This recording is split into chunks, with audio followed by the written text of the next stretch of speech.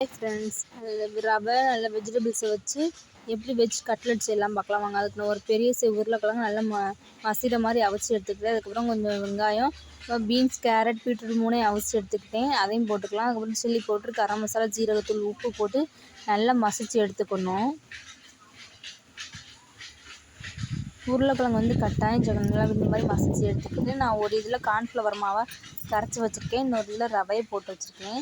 அதில் கார்ன்ஃப்ளவர் மாவை நல்லா டிப் பண்ணி ரவையில் நல்லா போட்டு நல்லா ரவையால் நல்லா தேய்ச்சி விடணும்.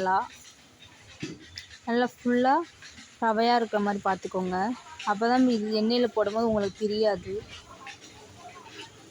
குழந்தைங்களுக்கு வெஜிடபிள்ஸில் இந்த மாதிரி செஞ்சு கொடுங்க, நல்லா சாப்பிடுவாங்க.